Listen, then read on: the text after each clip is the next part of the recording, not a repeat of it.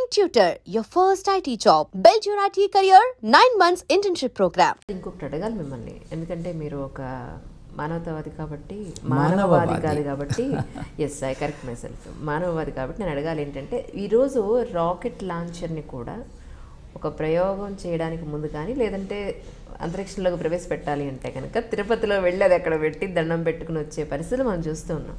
మరి దీన్ని మీరు ఏ విధంగా విశ్లేషిస్తారు? విశ్లేషణకి ఏమీ అవసరం కానీ అవకాశం కానీ లేదండి. We just observe the weaknesses in the minds of the scientist. వాళ్ళు చాలా కష్టపడి, మామూలు విషయం కాదండి. క్రికెట్ బాల్ కొడితే అది 50 అడుగులో 100 అడుగులో దూరం పడితే దాన్ని బౌండరీ అనేసి అందరు చప్పట్లు కొడతారు. అదే ప్రతిసారి కొట్టలేరు. అట్లాంటిది 3 లక్షల కిలోమీటర్ల దూరంలో లేకపోతే 10 కోట్ల కిలోమీటర్ల దూరంలో ఉన్న ఒక గ్రహానికి మనం ఒక ఉపగ్రహాన్ని పంపించడం అంటే ఇది ఎవరు చేసినా ఎప్పుడు చేసినా గొప్ప విషయమే.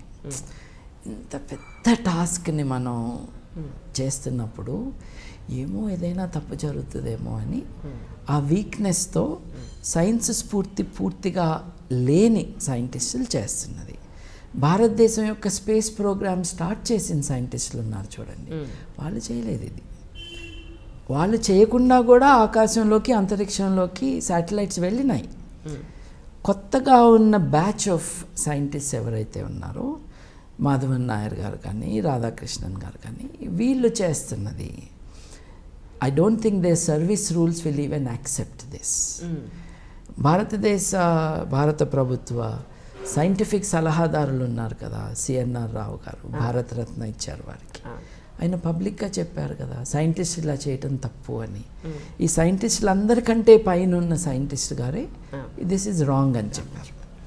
అంటే ప్రైవేట్గా ఇంట్లో పూజ చేసుకోవడానికి అభ్యంతరం లేదు. ఒక సైంటిఫిక్ ఇన్స్టిట్యూషన్ని తీసుకుపోయి ఒక దేవుడి కాళ్ళ దగ్గర పెట్టడం అన్నది రాంగ్. ఎందుకంటే science does not require God. Science requires its formulas and theories and technologies and a method of verification. అదంతా పక్కన పెట్టి చేయటము వీళ్ళ వీక్నెస్ అని మనకు అర్థమవుతుంది. చైనా ఉందండి, చైనా అన్న దేశము ఈజ్ ఎన్ ఏథియిస్ట్ కంట్రీ. ఎస్, దేశం ఏథియిస్ట్గా ఉండటం ఏంటి తప్పు. దేశానికి దేవుడి పట్ల అభిప్రాయం ఏంటి? It's wrong. దేశం అన్నది it's a political entity. It is a community of people bound by laws and regulations and protected by constitution and so on and so forth. A common currency, common measurements. ఆ దేశానికి దేవుడు ఉన్నాడు లేడు అన్న విషయంతో సంబంధం లేదు. సౌదీ అరేబియా మా దేవుడినే నమ్మాలి అని, ఈ దేశం అంతా ఆ దేవుడి కోసమే ఉందని పాకిస్తాన్ అంటాము, బంగ్లాదేశ్ అంటాము, రాంగ్.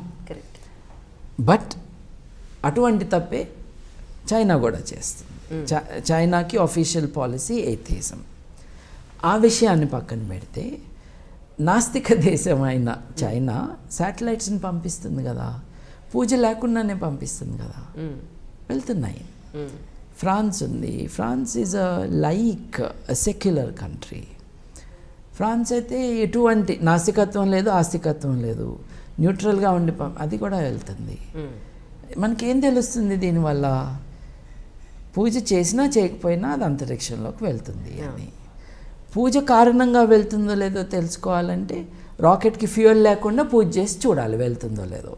వెళ్ళదు కదా. సో ఇది మనుషుల యొక్క వీక్నెస్. నేను చాలా మందితో కూడా ఇలాంటి విషయాలనే జరిగిందా మీకు? ఆయనకి మీకు వచ్చిన మధ్య కాన్ఫ్లిక్ట్ ఏమిటి? అంటే ఆయనకి నాకు అంటానికి ఆయన పరిచయం లేదండి. ఆయన తీసిన సినిమా ఇది నేను ఇప్పటిదాకా చూడలేదు కూడా. So we're not connected in any real way. కాకపోతే బాహుబలి బిల్డప్ ఏదైతే జరిగిందో అప్పుడు ఒక జర్నలిస్ట్ ఇంగ్లీష్లో, sir are you an atheist అంటే, ఎస్ ఐఎమ్ ఎన్ ఏథిస్ట్ ఆయన అంటాము. అది 2-3 సార్లు చూడటము, ఓ ఇంట్రెస్టింగ్ అనుకున్నాను, నథింగ్ మోర్. ఒక వ్యక్తి నేను నాస్తికుడినంటే ఈయన మనవాడే అని నేను కావలించుకునే మతతత్వపు భావన నాకు లేవు. అది మతంలో ఉంటుంది. ఈయన నా కులం అనో, ఈయన నా మతం అనో, నా నాస్తికుడనో, అందరూ different conclusions in life. So నేను 3 రోజుల తర్వాత 4 రోజుల తర్వాత ఆయన గుడికి వెళ్ళిన ఫొటోస్ చూశాను. ఫొటోసే కాకుండా వీడియో క్లిప్పింగ్ కూడా ఎవరో పంపించారు. నాకు కొంచెం చిరాకేసి, ఆయన గుడికి వెళ్ళినందుకు చిరాకేలా, అది ఆయన హక్కు. ఆయన గర్వ్ సే కహో హమ్ హిందూ హై అని ఆయన అంటే నాకేం అభ్యంతరం లేదు. నాకు ఎట్లా ఉంటుంది అభ్యంతరం? నేను ఎవరిని అభ్యంతరం పెట్టడానికి? It is his freedom of worship and religion and belief and so on. నాకు చిరాకు ఎందుకు వేసిందంటే, నువ్వు 3 రోజుల క్రితం నాస్తికుడిని అన్నావు అని, అంటే నాలాంటి వాళ్ళని బద్నాం చేస్తున్నావు నువ్వు అని. ఇప్పుడు రేపు నన్ను అంటారుగా, నువ్వు నాస్తికుడిని అంటున్నావు, నువ్వు గుడికి వెళ్తావా అని అడుగుతారు. అందుకని నాకు అబ్జెక్షన్ అనమాట. Okay, so you be true to the definition of the word. నేనున్నాను, నిజానికి నేను గుడికి వెళ్తాను, ప్రార్థనకు కాదు. ఆ గుడిలో సౌందర్యాన్ని చూడటానికి, శిల్పకళా సౌందర్యాన్ని. నేను తిరిగినన్ని మసీదులు, చర్చిలు, గుళ్ళు, దేవుడి మీద నమ్మకం ఉన్న వాళ్ళు కూడా తిరిగి ఉండకపోవచ్చు. నేను నిజంగా ఎగ్జాజరేషన్ కాదు. ఎక్కడైనా ఒక ఏన్షియంట్ స్ట్రక్చర్, మాన్యుమెంట్, ఆర్ట్ అది ఉంటే నేను వెళ్తాను చూడటానికి, ఆస్వాదించటానికి, అబ్బురపడటానికి. See, religious belief and other beliefs have had such power on human creativity and skill that it developed these marvelous examples of what the human is capable of. ఇదంతా మన వారసత్వమే. So we must celebrate it. కొబ్బరికాయ కొట్టను, పూజ చేయననే తప్పిస్తే ఎక్కడైనా హిందువులకు మాత్రమే ప్రవేశం అంటే నేను లోపలికి వెళ్ళను. I remain out side. I'm a visitor, I'm a guest. Okay, ఎంతవరకు ఆ రూల్ పర్మిట్ చేస్తుందో అంతవరకు వెళ్ళటానికి నాకు కుతూహలం, ఉత్సాహం ఉంది. ఇప్పుడు సోమనాథ్ దేవాలయం దగ్గర నుంచి అన్ని దేవాలయాలకి నేను వెళ్ళాను.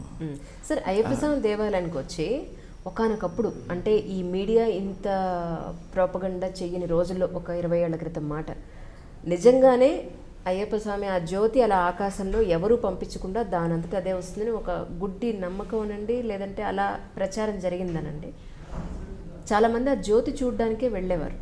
కరెక్ట్గా చెప్పాలి, అది జ్యోతి అందరికీ కనిపించదు, అది కొంతమందికి కనిపిస్తుంది, నియమనిష్టలతో వాళ్ళకి కనపడుతుందని కూడా చెప్తూ ఉండేవాళ్ళు.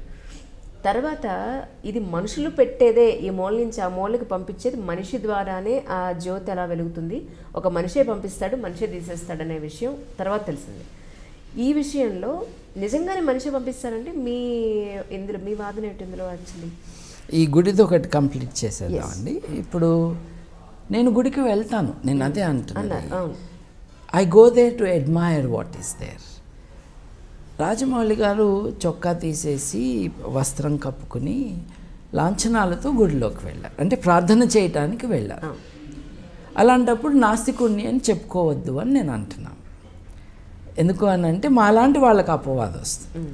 ఇప్పుడు మేము వెళ్ళాం కదా, ప్రార్థన చేయటానికి వెళ్ళాం కదా. ఇప్పుడు నేను వాస్తుని నమ్మను, మీరెవరు చూడనప్పుడు నేను వాస్తు పండితుడికి డబ్బులు ఇచ్చి నేను చేస్తే నేను అన్నదానికి వాల్యూ ఉండదు కదా. అట్లానే ఇది బాగాలేదు, ఇది పద్ధతి కాదు అని చెప్పటం అనమాట. Beyond that nothing else. ఆయన అయన్ ర్యాండ్ ఫాలోవర్ని, I'm very influenced by her అని కూడా అన్నారు. మరి అయన్ ర్యాండ్ ఏమో స్ట్రాంగ్ ఎథీస్ట్. ఆవిడ సోషల్ ఫిలాసఫీ ఏమైనా కావచ్చు, షీఈ్ ఎ స్ట్రాంగ్ ఎథీస్ట్. మరి నేను ఎథీస్ట్ అంటున్నారు, అలాగే అయన్ ర్యాండ్ ఈజ్ ఇన్ఫ్లుయెన్షియల్ అని అంటున్నారు. మరి మీరు ఇలా చేయటం బాగాలేదు అన్నది నా పేచీ అంటే. ఆయన ఎవరో నాకు తెలియదు, నేను చెప్తున్నా ఆయన వింటాడో కూడా తెలియదు, ఆయన దాకా వెళ్ళేది అవకాశం కూడా ఉండకపోవచ్చు. But this is my stance. ఆయనకి చెప్పట్లా, పబ్లిక్కి చెప్తున్నా. నేను అటువంటి నాస్తికుడిని కాదు. నేను గుడికి వెళ్తే మీకు ఎప్పుడైనా నేను కనిపిస్తే నేను పూజ చేయటానికి కాదు అక్కడికి వెళ్ళింది అని ఆ మాట చెప్పటానికి. కాకపోతే అయ్యప్ప స్వామి విషయంలో ఆల్రెడీ మీడియా అంతా చూపించేసింది కదా, సో కొత్తగా మనం చెప్పేది ఏం లేదు. సో ఒరిజినల్గా మనిషి ప్రవేశపెట్టేది దీపం అనేది, అంతేనండి? అంతే కదా, అంతే కదా. రెండింటిని చూడటానికి వెళ్తారు. ఒకటేమో ఎలక్ట్రిసిటీ డిపార్ట్మెంటు వెలిగించేది. ఎలక్ట్రిసిటీ డిపార్ట్మెంట్ ఇలా చేస్తుంది అని చీఫ్ మినిస్టర్ గారు అసెంబ్లీలో చెప్పారు. కొత్తగా నేను చెప్పేది అవునండి, అవును. So that is done. రెండో వెలుగు ఏదైతే ఉందో నక్షత్రం. నక్షత్రం అన్నది ఎక్కడి నుంచే నాకు అనిపిస్తుంది. మీరు కేరళ వెళ్ళక్కర్లా ఆ నక్షత్రం. ఎలక్ట్రిసిటీ డిపార్ట్మెంట్ పెట్టే మంట చూడటానికి అక్కడికి వెళ్ళాలి. కానీ రెండో వెలుగు ఏదైతే ఉందో అది నక్షత్రం. నక్షత్రం యొక్క గొప్పతనం ఏంటంటే భూమి మీద ఎక్కడి నుంచి చూసినా కనిపిస్తుంది, ఎటు చూడాలో తెలవాలంతే. బట్ నమ్మకం ఉన్న వాళ్ళు వెళ్తారు. The general discussion about Ayyappa temple, Ayyappa temples చాలా ఉన్నాయి. ఈ ఒక్క టెంపుల్కి ఆడవాళ్ళని రానియట్లేదు. మిగతా అయ్యప్ప స్వామి టెంపుల్స్కి ఆడవాళ్ళు వెళ్తున్నారు, for always. So point to note here is Shani Shingnapur ఆలయం లాగానే అన్ని హిందూ దేవాలయాలు ఆడవాళ్ళకి నిషేధం లేదండి, కొన్ని దేవాలయాల్లోనే ఉంది. ఈ నిర్ణయం టెంపుల్ బోర్డు తీసుకుంటున్న నిర్ణయం. సో టెంపుల్ బోర్డులో మగవాళ్ళే ఉన్నారు కాబట్టి ఇటువంటి నిర్ణయం తీసుకుంటున్నారు. వేరే అయ్యప్ప స్వామి టెంపుల్కి ఆడవాళ్ళని రాణిస్తున్నారు కేరళలోనే. అట్లాగే వేరే హిందూ టెంపుల్స్కి రాణిస్తారు. మీరు తిరుపతి వెళ్తే రాణిస్తారు కదా. సో అక్కడికి దేవుణ్ణి చూసుకోవటానికి నన్ను రానిచ్చినప్పుడు ఇక్కడ ఎందుకు ఆపుతున్నారు అనే కదా. దేశాయి గారు లేడీ, ఆవిడ ఫుల్ పేరు మర్చిపోయాను నేను. ఆవిడ యాజిటేషన్ అంతా అంతే కదా. నేను హిందువుని, ఈ దేవుడు నా దేవుడు, నన్ను వెళ్ళనివ్వండి. ఆవిడ అడిగింది అది. డిస్క్రిమినేషన్ అన్నది సమాజంలో వైడ్ స్ప్రెడ్గా ఉంది. టెంపుల్లో కూడా దాన్ని తీసుకురావటాన్ని ఆపాలి. ఆపిన మేరకు ఆ మతం మానవీకరణ చెందుతుంది. It becomes more human. ఇప్పుడు పాత discriminatory, exploitatory social structure, systems, values నుంచి మనం పైకి వెళ్తే పాత అన్ఎగ్జామిన్డ్ క్లెయిమ్స్ ఆఫ్ నాలెడ్జ్ నుండి examined and verified body of knowledge వైపుకు మనం వెళ్తే దట్ ఈస్ కాల్డ్ ప్రోగ్రెస్. ప్రగతి అంటే ఏమిటి? ఆధునిక విజ్ఞానానికి, ఆధునిక విలువలకి మన జీవితాన్ని, మన నమ్మకాలని, మన భావాన్ని అనుసంధానం చేసుకోవటం. Progress is simply that. సత్యాన్వేషణ అంటే ఏమిటి? ఇప్పుడు మనం సత్యం అని మాట్లాడుతూ ఉంటాము, అందరికీ కదా ట్రూత్ కావాలి అని. ట్రూత్ అన్నది వాస్తవానికి సంబంధించింది. It's not a metaphysical concept. దానికి రకరకాల రంగులు పూసి దాన్ని ఇమాజిన్ చేసుకోవాల్సిన అవసరం లేదు. Truth is a content of knowledge అని చెప్పాడు ఎంఎన్ రాయ్ గారు. It is a content of knowledge. ఆ నాలెడ్జ్ ఎలా వస్తుంది? సైంటిఫిక్ మెథడ్లో వస్తుంది. ఊహతో మొదలైనా కూడా అది వెరిఫై చేసి ఫ్యాక్ట్గా ఎస్టాబ్లిష్ కావటానికి ఒక మెథడ్ ఉంటుంది. ఈ మెథడ్ని ఇదంతా మనం ఫాలో అయితే మానవ హక్కులే మన మోడర్న్ నైతికత. సైన్సే మనల్ని సత్యం దగ్గరికి తీసుకెళ్ళేది. నీ సైన్స్కి అన్నీ తెలుసా? నీ సైన్స్ చచ్చిపోయిన మనిషిని బతికిస్తుందా అని ప్రశ్న వేస్తారు. సరే, మతంతో బతికించు. ఇంతమంది చచ్చిపోతున్నారు కదా, రోజుకి 1,00,000 మంది చచ్చిపోతున్నారు కదా ప్రపంచం అంతా. మతంతో ఒకరిని బతికించు అంటే ఇది ఒక మీనింగ్లెస్ ఆర్గ్యుమెంట్. నీ సైన్స్ బతికిస్తుందా?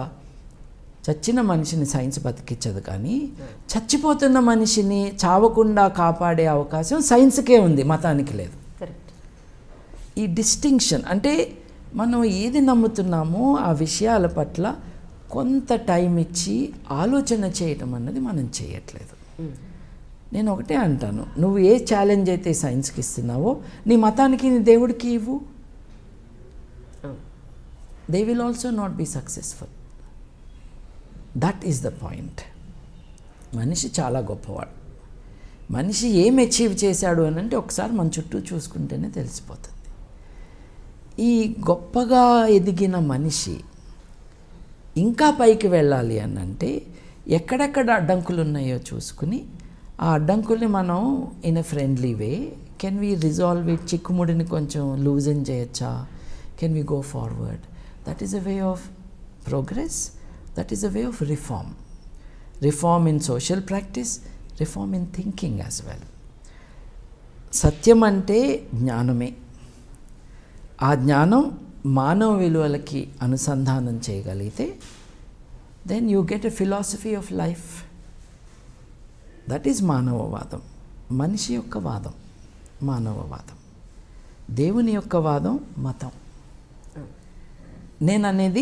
నేనేదో పెద్ద కొత్తగా చెప్తుంది ఏం కాదు, ఇదొక పెద్ద భావ పరంపర. ఇది గ్రీస్లో కానీ భారతదేశంలో కానీ ఇది ఎప్పుడో కొన్ని వేల సంవత్సరాల నుండి వస్తున్న భావ పరంపర. అది మన హెరిటేజ్, మన వారసత్వం. ఇది human centred way of thinking and action and social institutions built around the human. అంటే ఇదేంటి, మీకు నాస్తిక సొసైటీ కావాలా అని కొంతమంది సడన్గా అడిగేస్తారనమాట. అంటే వాళ్ళకి భయం వేసింది నేను చెప్పింది. మానవ హక్కులు లేనిది మానవవాదం లేదు. నువ్వేమి నమ్ముతావో చెప్పేది మానవవాదం కాదు. నీకు నువ్వు ఆలోచించుకోమని చెప్పి దానికి స్వేచ్ఛ కావాలని చెప్పేదే మానవవాదం. ఇప్పుడు ఎంతసేపు మానవవాదులను చంపుతున్నారే కానీ మానవవాదులు ఎవరిని చంపట్లేదే. అంటే వీళ్ళేదో కట్టడి చేస్తున్నారు, వీళ్ళకేదో నియంతృత్వం కావాలని ఉంది అని అనుకుంటూ ఉంటారు. అంటే ఒక రకంగా వాళ్ళు అనుకున్న భయానికి కొన్ని బేసిస్ ఉన్నాయి. ఏమిటి అని అంటే కమ్యూనిస్టు నిరంకుశత్వ పాలన, కమ్యూనిస్టు నియంతృత్వం అన్నది ప్రపంచవ్యాప్తంగా మనం కొంతకాలం చూసాం. ఆ కమ్యూనిజం మానవవాదం కాదు, అదొక పొలిటికల్ ఐడియాలజీ. ఇప్పుడు వాళ్ళు నాస్తికులు అన్నమాట నిజము చాలా వరకు, కానీ వాళ్ళు మానవవాదులు కాదు. మార్క్స్ మానవవాది, కానీ కమ్యూనిస్ట్ పార్టీతో ఒక నియంతృత్వం తీసుకొచ్చి దాన్ని నడపాలి అని చేస్తున్న ప్రయత్నాలు మానవవాదంతో ఎలా పొసుగుతాయి? It's not linked at all. So ఆ confusion partly because they associate atheism with communism. Communism class divisions వాటి గురించి, అలాగే ఒక వర్కింగ్ క్లాస్ ఎట్లా అధికారంలోకి రావాలి, డిక్టేటర్షిప్ ఆఫ్ ప్రొలెటేరియట్ కావాలి అంటున్నారు, మళ్ళీ నియంతృత్వమే కావాలంటున్నారుగా. అదేలా? మానవవాదం స్వేచ్ఛ కావాలని అంటుంది. The method of humanism is the struggle of ideas, not of classes, not of castes either. It is about ideas. మానవ పురోగతి, మానవ ప్రగతి అన్నది భావాల సంఘర్షణ ద్వారా మనం పైకి వెళ్తాము అని చరిత్ర చెబుతుంది. అలాగే జరుగుతుంది కూడా. కమ్యూనిజం ఫెయిల్ అయింది ఎందుకు అంటే దాని థియరీలో పసలేదు కాబట్టి, వాస్తవానికి సంబంధం లేదు కాబట్టి, స్వేచ్ఛ మీద ఆధారపడి బిల్డ్ చేసిన సిస్టమ్ కాదు కాబట్టి. అందుకనే కమ్యూనిజంలో ద స్టేట్ విల్ విదర్ అవే అని అన్నారు. అంటే రాజ్యం వెళ్ళిపోతుంది అని. వెళ్ళలేదుగా, ఇంకా గట్టిగా ఉంది రాజ్యం. అసలు రాజ్యం వెళ్ళటం ఏంటి? ఎందుకు వెళ్ళాలి రాజ్యం? The state is a political organization of society. అది లేకుండా ఎలా ఉంటాము? మీరు ఇందాక నన్ను అడిగారు చూడండి, రాజకీయాల పట్ల ఇంట్రెస్ట్ ఉందా అని. I'm interested in the politics of freedom, not in the politics of power. Politics of ఫ్రీడమ్లో the widest diffusion of the power of the state is important. అంటే మనిషి యొక్క సావరెనిటీ, సర్వసత్తాకత ఎలా ఉండాలి అంటే ఒక డైలీ కంటిన్యూవల్ రెఫరెండం లాంటి సిచ్యువేషన్ ఉండాలి. Everyone should decide. ఎందుకంటే నా తరపున ఇంకెవరో ఒక నిర్ణయం తీసుకుంటారు అని అంటే అది ఘోరం అయిపోతుంది. We should be able to exercise our sovereignty on a regular basis. స్విట్జర్లాండ్లో ఇంపార్టెంట్ థింగ్స్ అన్నీ కూడా ఒక రెఫరెండం ద్వారా జరుగుతాయి. మోడర్న్ టెక్నాలజీని హార్నెస్ చేసి ఒపీనియన్ పోల్ లాంటి డెసిషన్ మేకింగ్ కూడా చేయొచ్చు వాళ్ళ. For that we need people to be educated in democratic values. మన సమాజంలో డెమోక్రాటిక్ వాల్యూస్ అన్నవి ఫర్మ్గా ఎస్టాబ్లిష్ కాలేదు. అందరూ ఏమనుకుంటారు, డెమోక్రసీ అంటే మనం 5 ఏళ్ళకోసారో 4 ఏళ్ళకోసారో అమెరికా అయితే ఎంతమంది ఉన్నారు ఈ సైడ్న, ఎంతమంది ఆ సైడ్ ఉన్నారు లెక్క పెట్టేస్తే డెమోక్రసీ అని. No, that is the mechanism of democracy. What is the essence of democracy? Essence of democracy is liberty, equality and human solidarity. ఒకప్పుడు ఫ్రెటర్నిటీ అనేవాళ్ళు, అంటే బ్రదర్హుడ్. మరి సిస్టర్హుడ్ లేదా? కాబట్టి సాలిడారిటీ ఆఫ్ ద హ్యూమన్స్. ఇదంతా కూడా ఒక ఫిలసాఫికల్ ఫ్రేమ్వర్క్లో ఫిట్ అయ్యే ideas. Science, rationalism, humanism and democracy belong together, bound by human values, leading to human solidarity. వీటిల్లో ఒకటే నాకు కావాలి మిగతాది వద్దు అని అనుకున్నప్పుడు ఇవాళ కన్ఫ్యూజన్స్ ఉంటాయి. ఇప్పుడు అన్నిటికంటే పెద్ద ప్రజాస్వామిక దేశం అని అంటున్నాము, మరి మనం హ్యూమన్ రైట్స్ ఇండెక్స్లో ఫస్ట్లో ఉండాలిగా. 146లో ఎందుకున్నాము, 150లో ఎందుకున్నాము, ఆఫ్ఘనిస్తాన్ పక్కన ఎందుకున్నాము? బికాస్ డెమోక్రాటిక్ కల్చర్ అన్నది ఎస్టాబ్లిష్ కాలేదు, అలాగే సైంటిఫిక్ కల్చర్ అన్నది ఎస్టాబ్లిష్ కాలేదు. చేయొచ్చు, వేరే దేశాలు చేసినాయి. ఒకప్పుడు భారతదేశంలో సైంటిఫిక్ కల్చర్ కొద్ది మందిలో మనం చూసాం. అది యూనివర్సల్గా చేస్తే మన దేశాన్ని ఎవరైనా ఆపగలరా?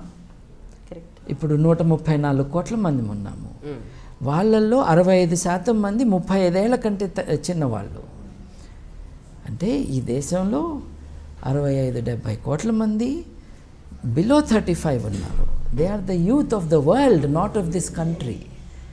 వీళ్ళందరికీ ఆలోచన శక్తి ఇచ్చి, సైన్స్ ఇచ్చే స్ఫూర్తిని, జ్ఞానాన్ని ఇచ్చి, democratic values in a real spirit వాళ్ళకి ఇంట్రడ్యూస్ చేస్తే ఈ దేశాన్ని ఎవడూ ఆపలేడు. ఆ work is a renaissance work, పునర్వికాసం. ఈ పునర్వికాసంలో Indian society will rejuvenate itself, base itself on facts and dream of freedom and guarantee those freedoms by rights. Underpinning them is human values. ఈ విజన్ని develop చేయటానికే మానవవాదుల యొక్క కృషి. దాంట్లో అప్పుడప్పుడు ఒక ఆస్ట్రాలజర్తోనో ఒక వాస్తు ఎందుకు అని అంటే దిస్ మేక్స్ గుడ్ టెలివిజన్. ఇప్పుడు నాకు బీపీ లేదు అన్న వ్యక్తిని నీకు ఉన్నది అని నిరూపించటం, it is drama on television. ఒక సెలబ్రిటీ అని అందరూ అనుకునే ఒక హై ప్రొఫైల్ జ్యోతిష్యుడు దండం పెట్టి నాకు జ్యోతిష్యం రాదు, నేను చెప్పేదంతా తప్పు అని, అప్పటి వరకు చెప్పినవన్నీ తప్పు అని నిరూపణ అయినాక తలొంచుకుని వెళ్ళిపోవటం అన్నది is a dazzling moment in the history of television in the world, not simply in Telugu land. మీరు జీవిత ఆశ ఏం పెట్టుకున్నారు? What is your goal finally? ఏం చేద్దాం అనుకుంటున్నారు?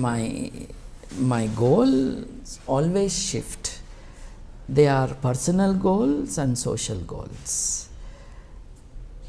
ఈ టెలివిజన్ యొక్క డ్రామా ఇవి suddenly people are looking at what I have been doing, but I have been doing the same thing.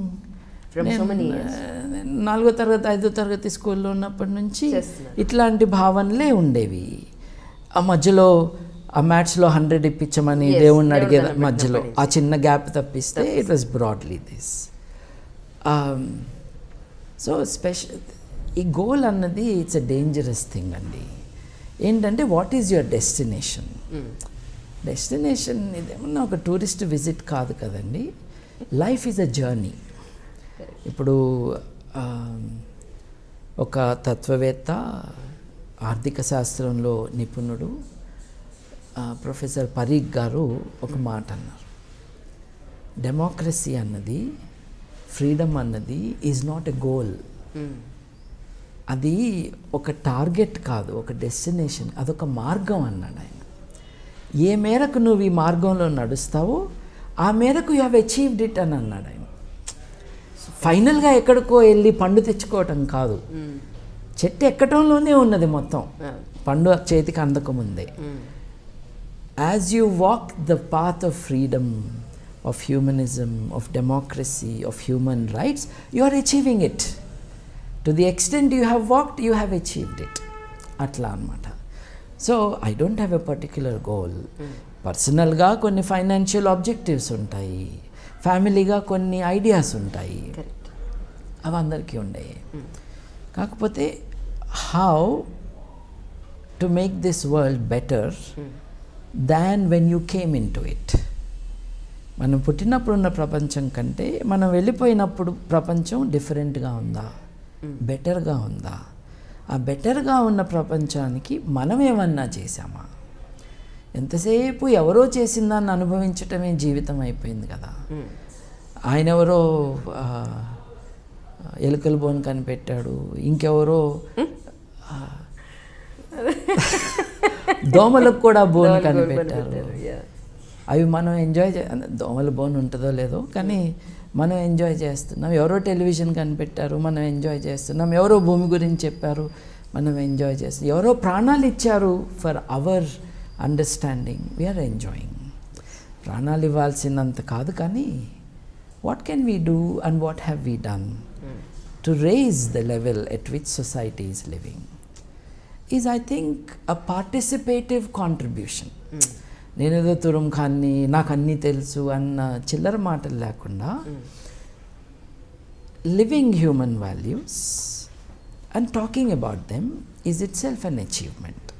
ఎందుకంటే స్కూల్ పెట్టాలన్న ఆలోచన ఉందా? మనం స్కూల్ పెడితే ఎవరు చేస్తారండి?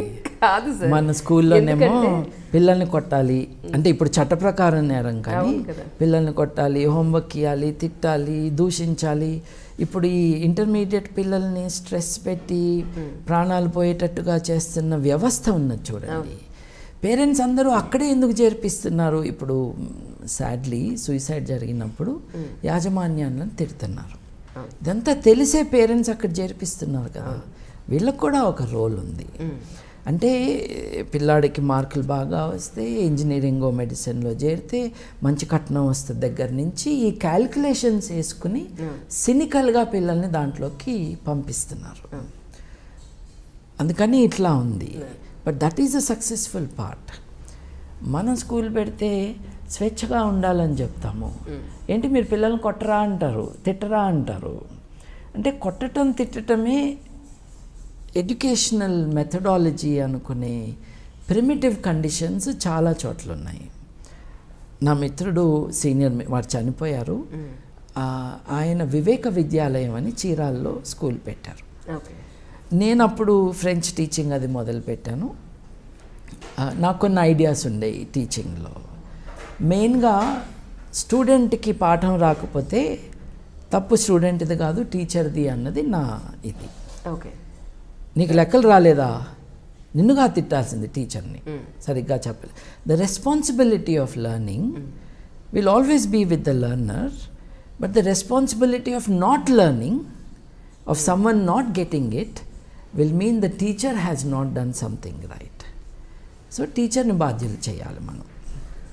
అలాగే హోంవర్క్ ఎందుకు ఇవ్వాలి? మరి క్లాస్లో చేసింది ఏంటి? నువ్వు స్కూల్ అయిపోగానే పిల్లలు ఆడుకోవాలబ్బా, ఇలా హోంవర్క్ చేయటం ఏంటి, ప్రాజెక్ట్ వర్క్ అంటాం ఏంటి, అయ్యో నాకు రేపు టీచర్ మళ్ళీ తిడతాడంటాం ఏంటి? ఇప్పుడు పెద్ద ఎడ్యుకేషనిస్ట్ అని అనుకుంటున్న మన తెలుగు రాష్ట్రాల్లో ఉన్న ఆయన ఎగ్జామినేషనిస్టు. ఐఐటీలో ఎట్లా సీటు రావాలని పిల్లల్ని తిట్టటము, ఫోర్స్ చేయటము, పాఠాలు చెప్పటము. వారి దగ్గరికి పాఠాలకు వెళ్ళిన మా కుటుంబంలో దగ్గరగా ఉన్న ఒక మెంబరు ఆయన తిట్లకి మనం ఇవాళ సూసైడ్ ఎందుకు చేసుకోము అనిపిస్తుంది అని ఆయన అన్నాడనమాట. అది ఎడ్యుకేషనా? అంటే ఒకరి క్లాసులో కూర్చుంటే క్లాస్ తర్వాత ఇంత హ్యూమిలియేషనా, నేను బతికుండాలా అని అనుకోవటమా? దొంగల్ని పట్టించటం వేరు, పిల్లలు దొంగలు కాదు కదా, నేర్చుకోవడానికి వెళ్ళిన వాళ్ళు కదా. చాలా ప్రిమిటివ్గా, కోయర్సివ్గా ఉన్న సిస్టంలో మనం ఉన్నాం. సో అంచా బాపారావు గారి వివేక విద్యాలయంలో పిల్లల్ని మేము కొట్టము అంటే తల్లిదండ్రులు వచ్చి దెబ్బలాడారండి. మీరు కొట్టకపోతే ఎట్లా వస్తాయి పిల్లలకి పాఠాలు అని 25 ఏళ్ల క్రితం సంగతి. తర్వాత టీచర్లని మీరు హోంవర్క్ ఇవ్వటానికి లేదు, చెప్పిన పాఠం ఇచ్చిన ఎడ్యుకేషను, విద్య, నాలెడ్జ్ అంతా ఆ 45 నిమిషాల్లోనే నువ్వు క్లాస్ ప్రిపేర్ అవ్వు అని చెప్పిన కారణంగా టీచర్లు అటెటా హోంవర్క్ ఇవ్వకపోతే ఎట్లా, నేను కోపడకపోతే ఎట్లా అని రెసిస్ట్ చేశారు. ట్రై చేసి చేసి చేసి విసిగిపోయి ఆ స్కూల్ని టీచర్ ఎడ్యుకేషన్ ఇన్స్టిట్యూట్గా మార్చారు. Experiments in education have not found good support from the general public. అలానే జిడ్డు కృష్ణమూర్తి గారి schools experiments have succeeded largely. Burton Russell గారి ఐడియాస్తో ఇన్స్పైర్ అయ్యి పెట్టిన schools have done well. Summer hill school ఉంది ఇంగ్లాండ్లో. అక్కడ పిల్లలకి పనిష్మెంట్ ఉంటుంది, not physical punishment, but punishment is decided by the school community. మన స్కూల్లో ఈ రెగ్యులేషన్స్ ఉన్నాయి, ఫలానా పిల్లవాడు కానీ ఫలానా టీచర్ కానీ ఈ రెగ్యులేషన్స్ని బ్రేక్ చేశారు. సో మనం ఏం పనిష్మెంట్ ఇవ్వాలి అని పిల్లలు డెమోక్రాటిక్గా డిసైడ్ చేస్తారు. It's a community of learning. ఒక కమ్యూనిటీ కూర్చుని మనం we should conduct hour cells like this. What a marvellous thing అండి. ఇప్పుడు సోక్రటీస్ చుట్టూ అందరూ కూర్చుని వాద సంవాదాలు చేయటం కానీ, మనము ఆశ్రమ వ్యవస్థ అని మనం అనుకుంటున్న గురుకుల వ్యవస్థ కానీ ఇనీషియల్గా మేబీ ఇలా అయిందేమో. ఎందుకంటే వాద సంవాదాలు, గురువు గారు అడిగిన ప్రశ్నలకి వీళ్ళ ఆన్సర్లు చెప్పటం, వీళ్ళు అడిగిన ప్రశ్నలకి వాళ్ళ ఆన్సర్లు చెప్పటం, ఒప్పుకోకపోవటం, లేదంటే I have my own school of thinking అని వెళ్ళిపోవటం. ఒకప్పుడు Greek civilization is a marvellous one. Different schools of thinking, argumentation, ఒకళ్ళనొకళ్ళు తిట్టుకోవడం అనకూడదు కానీ సెటైర్లు వేసుకోవటం. తర్వాత జెనోఫినస్ అనే ఆయనకి సోక్రటీస్ మీద కోపం వస్తే ఆయన నాటకం రాసేవాడు, సోక్రటీస్ని క్యారెక్టర్ చేసి దాంట్లో. అంటే the intellectual life of that civilization. అటువంటి కండిషన్స్ని మనం రీక్రియేట్ చేయగలిగితే it will be a wonderful thing. అది నేను అలా చేయగలుగుతానండి. నేను ఐ మీన్ ఇండివిజువల్. నేను నా కుటుంబాన్ని, నా బిడ్డని నేను మోడర్న్గా పెంచడం అన్నది my primary purpose and my primary responsibility along with the child's mother. ఒకళ్ళదే కాదు కదా, ఇద్దరిది. ఇంతవరకు చేస్తేనే గొప్ప. ఒక స్కూల్ అన్నప్పుడు ఫైనాన్షియలీ కూడా, ఇప్పుడు ఇవాళ స్కూల్ పెట్టాలంటే చూడండి, ఇవాళ 20 మంది పేరెంట్స్ కట్టే స్కూల్ ఫీజుతో కొత్త స్కూల్ పెట్టచ్చు, అంత హైగా ఉన్నాయి school fees. So it has become a big thing. Investment intensive అయిపోయింది అది. అంటే నా స్కూల్లో స్మార్ట్ బోర్డ్ ఉందా, నా స్కూల్లో ఒక కంప్యూటర్ ఉందా, ప్రొజెక్టర్ ఉందా, ఇవి హ్యావ్ బికమ్ ఇంపార్టెంట్ క్రైటీరియా. స్కూల్లో పిల్లల్ని ఆలోచించుకొనిస్తున్నారా అన్నదే మెయిన్ థింగ్. నేను స్కూల్ పేరు చెప్పను కానీ మానవ హక్కుల గురించి మాట్లాడటానికి ఒక స్కూల్కి వెళ్ళాను. ఐ వాజ్ సో థ్రిల్డ్ అండి. 6వ తరగతి పిల్లలు, 6వ తరగతి అంటే 10-11 ఏళ్ళ పిల్లలు. వాట్ ఆర్ హ్యూమన్ రైట్స్ అని నేను అడిగాను. ఈ ప్రశ్న నేను పెద్దవాళ్ళని అడిగాను, నేను కాలేజీలకు వెళ్ళినప్పుడు అడిగాను, టీచర్ ట్రైనింగ్ నేను రెగ్యులర్గా వెళ్తూ ఉంటాను, యూనివర్సిటీలో కానీ ఎట్ వేరియస్ లెవెల్స్. ఇదే ప్రశ్న వేస్తాను.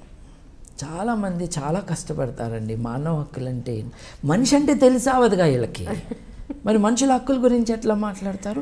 మీరు ఎప్పుడైనా మానవ హక్కులు అనగానే అన్ని రైట్స్ అయినా అండి, డ్యూటీస్ ఉంటాయండి, రెస్పాన్సిబిలిటీస్ ఉంటాయండి అని ఒక బిక్కమొఖం వేసుకుని మాట్లాడుతూ ఉంటారు. రైట్స్ గురించి చెప్పురా అంటే రెస్పాన్సిబిలిటీస్ గురించి మాట్లాడటం ఎందుకు అని అంటే, ఒక అథారిటేరియన్ స్వేచ్ఛ లేని సమాజంలో వీళ్ళు పెరిగారు కాబట్టి వీళ్ళు ఎప్పుడు హక్కు అన్నా భయపడతారు. రెస్పాన్సిబిలిటీస్ అంటారు. డ్యూటీస్ యొక్క యుగం అయిపోయి హక్కుల యుగంలోకి వచ్చాము. డ్యూటీస్ యొక్క యుగం ఏమిటి అని అంటే, సమాజం పట్ల, రాజ్యం పట్ల, దేవుడి పట్ల, ఆఫ్టర్ లైఫ్ పట్ల, ఉన్న లైఫ్ వదిలేసి ఆఫ్టర్ లైఫ్ పట్ల నీ డ్యూటీస్ అన్నీ ఇవి అని పుట్టినప్పటి నుంచి చెప్తున్నారండి. బతుకున్నప్పుడు ఇది అవుతుంది, చచ్చాక అది అవుతుంది అని చెప్తున్నారండి, భయపెడుతున్నారండి, బెదిరిస్తున్నారండి. వాళ్ళకి స్వేచ్ఛా ప్రపంచం తెలీదు. అందుకని నేను చాలామందిని అడిగినప్పుడు they are not responding to the question మానవ హక్కులు అంటే ఏమిటి అని. ఒక పాప అండి, స్కూల్లో 6వ తరగతి పాప, చాలా చక్కగా దేనికోసమైతే నేను ఇంకెవరి పర్మిషన్ తీసుకోవాల్సిన అవసరం లేదో అది మానవ హక్కు అని చెప్పిందండి. అబ్బాబా, నా బిడ్డ అయితే ముద్దు పెట్టుకునేవాడిని. ఎంత బాగా చెప్పింది, ఎంత మంచి నిర్వచనం. Something for which you do not have to seek permission. నేను బతకటానికి, నేను ఆరోగ్యకరంగా బతకటానికి, నేను ఆరోగ్యకరంగా ఆలోచించుకోవటానికి, జ్ఞానం పొందటానికి, సమాచారం అందుకోవటానికి, వీటి ఆధారంగా నా ఆలోచనని, నా హేతువుని, నా మనస్సాక్షిని వాడుకుంటూ నా అభిప్రాయాన్ని చెప్పటానికి ఎవరి పర్మిషను అక్కర్లేదు. వాటినే మానవ హక్కులు అంటాము. ఇవి మత విలువలు, దేవుడి విలువలు ఆధారంగా నిర్మించబడేవి కాదు, మానవ విలువల ఆధారంగా నిర్మించబడతాయి. The basis of all this thinking is human values. ఈ మానవ విలువల్లో క్వెస్ట్ ఫర్ ట్రూత్ ఉంది, సర్చ్ ఫర్ ఫ్రీడమ్ ఉంది, democratic pursuit of these ideals ఉంది. ఇవన్నీ ఎంఎన్ రాయ్ గారు చెప్పి వెళ్ళిపోయారండి, కొత్తగా చెప్పేది ఏం లేదండి.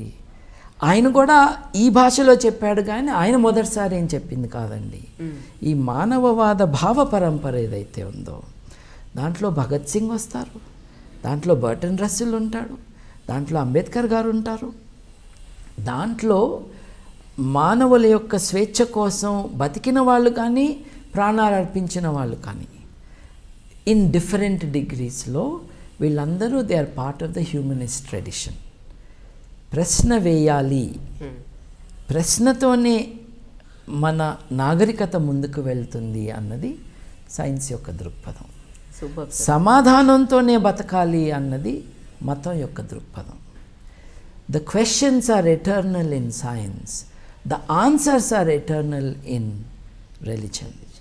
అందుకనే నా పవిత్ర గ్రంథంలో ఉన్నదే నిజము, నేను అది మార్చుకోను, మార్చుకోమంటే చంపేస్తాను అంటుంది మతం.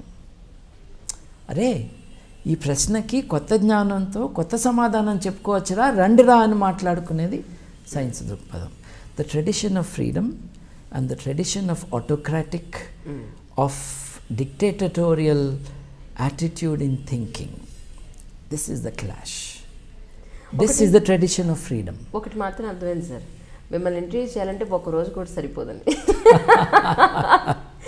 ఎందుకంటే పాపం మీకు మధ్యాహ్నం భోజనం లేకుండా ఆల్మోస్ట్ 6 hours అయింది మనం కూర్చుని.